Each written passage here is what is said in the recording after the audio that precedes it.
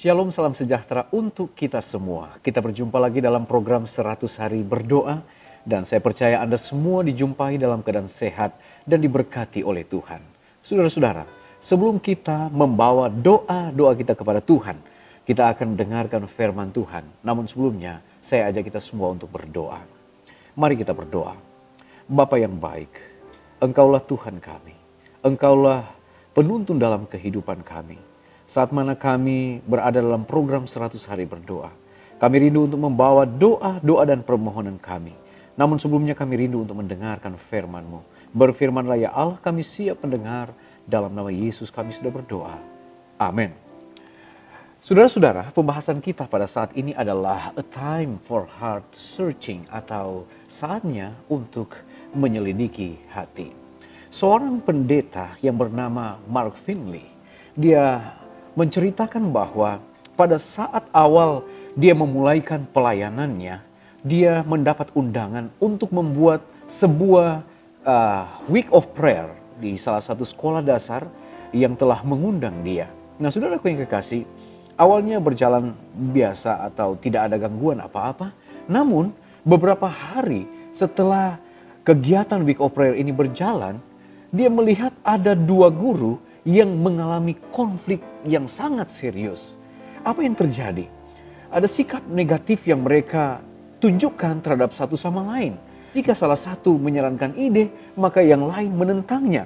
Ketika keduanya hadir dalam sebuah pertemuan, maka ketegangan akan memenuhi akan suasana di mana pertemuan itu terjadi. Dan tampak jelas bahwa mereka tidak saling menyukai sama sekali. Nah, saudaraku yang kekasih, Pendeta Mark Finley, dia coba mengambil salah satu khotbah atas inspirasi dari Tuhan, yaitu di dalam Yohanes pasalnya yang ke-17. Di dalam Yohanes pasal yang ke-17, ini memberikan satu pekabaran khusus untuk murid-murid Yesus. Yesus siap meninggalkan para muridnya dan segera dia akan dikhianati, dia akan disalibkan, dia akan dikuburkan, dia akan bangkit. Dan dengan doa tulusnya kepada murid-muridnya, dia mengatakan bahwa satu hal yang dia rindukan, bahwa supaya mereka semua menjadi satu, sama seperti Engkau ya Bapa di dalam aku dan aku di dalam Engkau, agar mereka juga di dalam kita, supaya dunia percaya bahwa Engkaulah yang telah mengutus aku.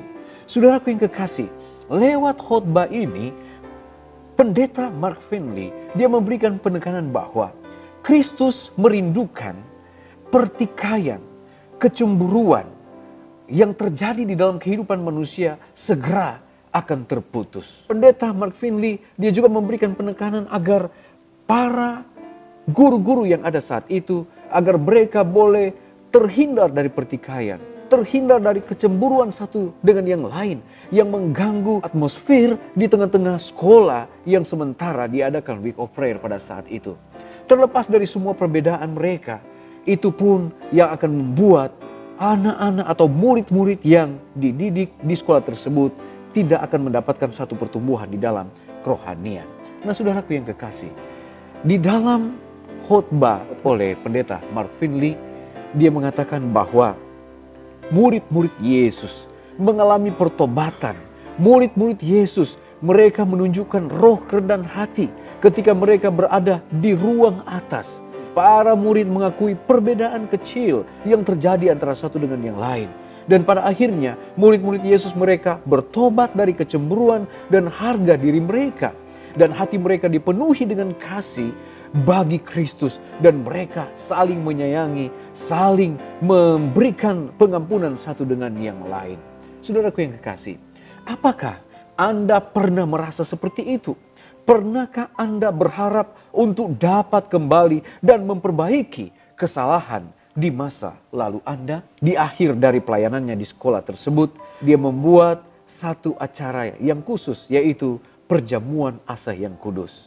Dan dia memperhatikan dua guru yang bertikai sebelumnya.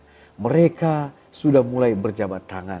Selesai membasuh kaki, kedua guru ini bertelut. Mereka menghadap Tuhan dan mereka berdoa untuk saling juga mengampuni satu dengan yang lain. Pendeta Mark Finley menyaksikan, dia katakan bahwa Roh Tuhan meruntuhkan penghalang. Mereka saling memeluk, mereka mengakui sikap negatif mereka, dan mereka berdoa bersama, bahkan mereka telah saling mengampuni. Saudaraku yang kekasih dalam Tuhan kita Yesus Kristus, apakah Anda pernah merasa seperti itu? Pernahkah Anda mengalami satu pertikaian? Mungkin ada kesalahpahaman antara sesama rekan kerja, atau mungkin di dalam ruang lingkup keluarga, atau di tengah-tengah masyarakat, di tempat di mana Anda melayani. Apakah Anda memiliki kerinduan untuk saling mengampuni, untuk saling memaafkan, dan untuk saling memberikan satu pengampunan satu dengan yang lain? Saudaraku yang kekasih, ketika kita melihat kebaikan Allah yang pengasih dan mengamati akan kebenaran karakternya, kita mengenali kelemahan, kita mengenali kekurangan, bahkan setiap dosa-dosa kita. Tetapi dalam cahaya yang menyala dari kasih dan kesempurnaan dari Yesus yang tanpa syarat, hati kita akan lebih dekat lagi kepada Tuhan. Kita akan dituntun kepada pengakuan dan pertobatan yang mendalam. Kita akan berseru kepada Tuhan untuk keselamatan yang Dia berikan, asalkan kita mau saling mengampuni satu dengan yang lain. Ketika terjadi rekonsiliasi antara kita dengan mungkin rekan kerja kita yang tadinya mungkin ada pertikaian atau ada kesalahpahaman, maka Roh Tuhan akan mengubahkan kita dan kita akan dibaharui menjadi serupa dengan Yesus. Saudaraku yang kekasih, tujuan Tuhan dalam proses ini adalah untuk membawa kita lebih dekat kepadanya. Dia tidak ingin kita tenggelam dalam rasa bersalah atau dipenuhi dengan penyesalan atau kehidupan di masa lalu kita. Tujuannya adalah untuk menuntun kita di jalan yang kekal. Meskipun di dalam kehidupan kita secara mungkin spiritual kita memiliki kelemahan-kelemahan, memiliki kesalahan-kesalahan, tetapi saat mana kita mau melihat kepada Yesus yang adalah jalan keselamatan dan hidup, di saat itu kita akan memperoleh perubahan dan kita akan memperoleh satu kehidupan yang seturut dengan kehendak Tuhan. Di manakah hatimu hari ini? Sudahkah Anda mengalami karunia pertobatan? Jika demikian, apakah hidup Anda berbeda dari sebelumnya? Dan sudahkah Anda mengalami rahmat Tuhan dengan cara yang baru? Dan sudahkah Anda belajar untuk menyampaikan akan kebaikan Tuhan kepada orang-orang yang ada di sekitar kita? Di dalam Mazmur 139 ayat 23 dan ayat 24, Raja Daud dia berkata, "Selidikilah aku ya Allah, dan kenalah hatiku. Ujilah aku dan kenalah pikiran-pikiranku. Lihatlah apakah jalanku serong, dan tuntunlah aku ke jalan yang kekal."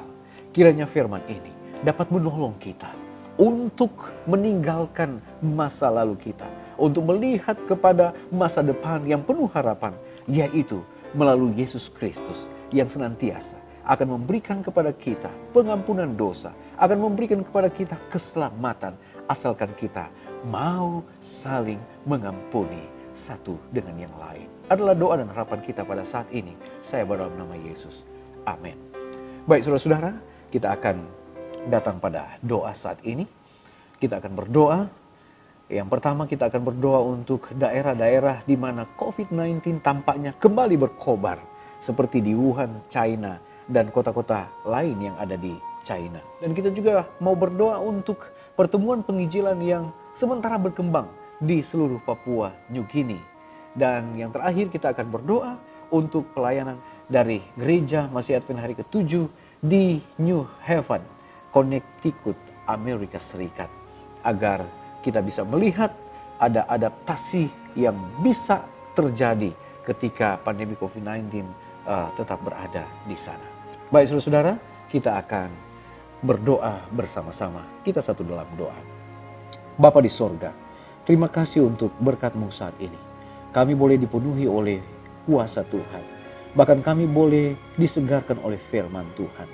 Pengalaman dari pendeta Mark Finley boleh menolong kami untuk mana bisa melihat bahwa kami manusia penuh dengan kekurangan dan keterbatasan. Sering terjadi konflik internal di tengah di mana kami bekerja, ataupun di keluarga kami, ataupun di lingkungan di mana kami melayani. Namun, biarlah pengalaman yang kami boleh nikmati lewat pendeta Mark Finley untuk bisa mempertemukan dua guru yang bertikai, itu juga boleh menjadi satu pengalaman dalam kehidupan kami. Dan biarlah sebagaimana doa Yesus untuk murid-muridnya, itu pun boleh menjadi bagian kami, di mana kami diajak untuk menjadi satu, untuk meninggalkan perbedaan-perbedaan, sehingga kami pun boleh menjadi pengikut-pengikut Yesus yang setia. Sampai pada kedatangan Yesus pada kali yang kedua, kami boleh mewarisi akan kerajaan sorga. Bapa di sorga, kami mau berdoa saat ini untuk pokok-pokok doa.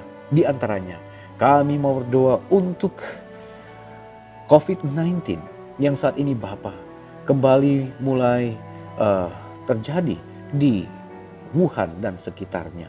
Biarlah ya Bapa, Tuhan akan menolong untuk mereka yang terpapar dengan COVID-19. Tuhan akan peliharakan, Tuhan akan melindungi mereka. Dan biarlah kesembuhan dan pemeliharaan yang berasal dari Tuhan akan menjadi bagian mereka.